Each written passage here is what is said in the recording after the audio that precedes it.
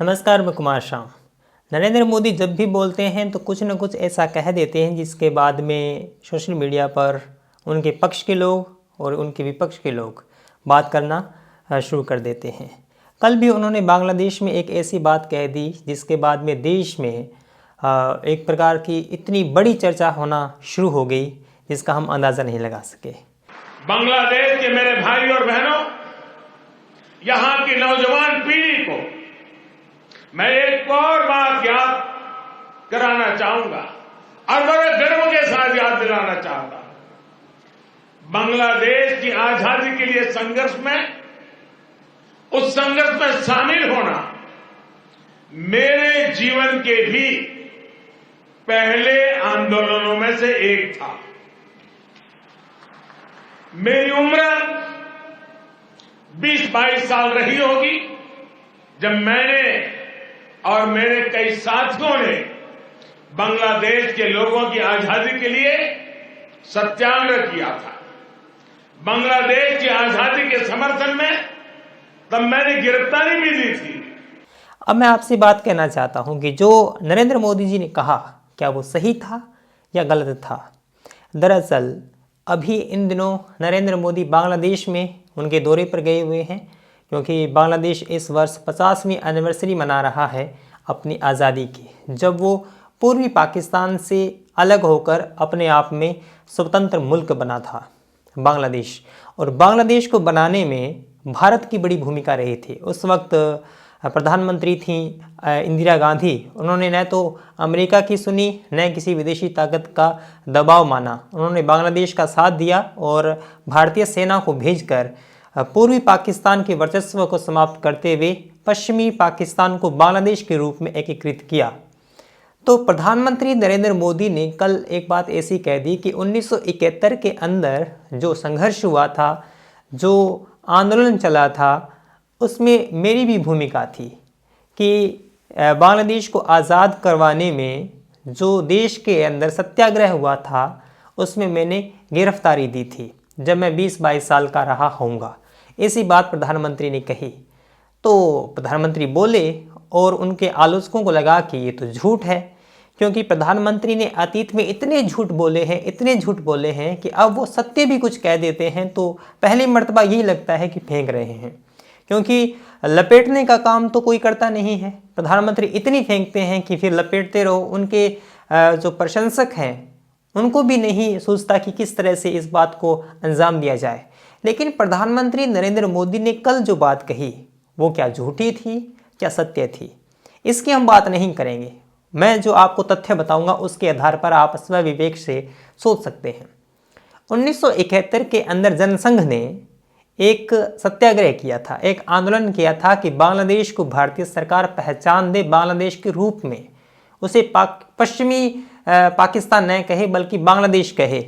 इसके लिए अटल बिहारी वाजपेयी के नेतृत्व में 12 दिन तक सत्याग्रह हुआ था और करीब अगस्त के अंदर की बात है ये, और करीब 10,000 कार्यकर्ताओं ने गिरफ्तारी दी थी। उन्हें तिहाड़ जेल में बंद किया गया था।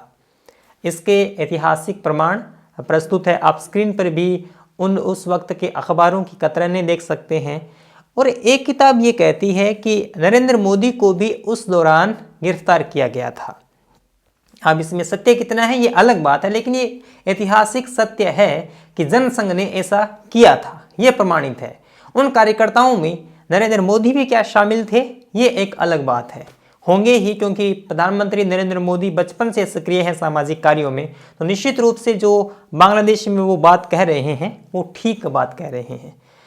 1978 के अंदर प्रधानमंत्री नरेंद्र मोदी ने गुजराती में एक किताब लिखी थी, आपातकालीन की जो स्थितियां थी उस पृष्ठभूमि में। उसका जो बैक फ्रंट पेज है जिसमें एक लेखक का परिचय लिखा जाता है, उसमें गुजराती में एक लाइन लिखी गई है। उसमें भी, हालांकि मुझे गुजराती आती नहीं है, कुछ लोगों से तर्जुमा करवा कर पूछा तो उन्होंने कहा कि ये कहा गया है कि उन्हें सत्याग्रह, बांग्लादेश के लिए सत्याग्रह किया गया था, उसके लिए उन्हें जेल में डाला गया था। हालांकि इस किताब के अंदर 1971 की घटनाओं की कोई भी बात नहीं है। यह केवल और केवल आपातकाल की पृष्ठभूमि में लिखी गई किताब है और इसका जो हिंदी वर्जन है वो करीब 272 पेजों का है। उसमें 1971 की कोई भी बात नहीं की गई है। अब क्या नरेंद्र मोदी ने क्या वहाँ झूठ बोला? मैं ये कहता हूँ कि झूठ नहीं बोला, क्योंकि जनसंघ ने ऐसा काम किया था। अब ये अलग बात है कि जनसंघ ने जो सत्याग्रह किया था उसकी कितनी प्रासंगिकता थी, क्या इंदिरा गांधी के खिलाफ उन्होंने जो ये दबाव बनाया था उसकी कोई वैल्यू थी। अब देखिए कि जो जनसंघ की राजनीति थी वो पाकिस्तान से घृणा करने की, नफरत करने की, उसका विरोध करने की रही है। और जब उस वक्त कांग्रेस का इतना बड़ा वर्चस्व था, जब सेना ने पाकिस्तान को हरा दिया था, बांग्लादेश को मुक्त करवा दिया था, तो ऐसे वक्त में जो माहौल था सेना का, तो आप समझते हैं कि देशभक्ति की कितनी बड़ी जो मनोभावना होती है वो देश में उमड़ पड़ती है। और उसमें हर पार्टी सोचती है कि अपना योगदान दिया जाए, वो भी चर्चा में रहे, वो भी देशभक्त नजर आए। तो इन दिनों जो कांग्रेस की हालत है, इन दिनों अब तो बीजेपी वर्चस्व में है, उस वक्त बीजेपी की हालत यानी जनसंघ की हालत ऐसी थी, तो इसलिए सुर्खियों में बने रहे, इसलिए वो सत्याग्रह कर रहे थे। हालांकि ये आंदोलन तो अगस्त में था, और ऐतिहासिक तथ्य ये है कि जुलाई में ही इंदिरा गांधी ने इसे बांग्लादेश कहना शुरू कर दिया था। इसे पश्चिमी पाकिस्तान नहीं कहा था, बांग्लादेश तो जुलाई में कहना शुरू कर दिया था। अब अगस्त में इस तरह की मांग करना तो मैं समझता हूँ कि बेईमानी होगी, लेकिन ये राजनीति पक्ष है, हम इसकी बात नहीं करेंगे।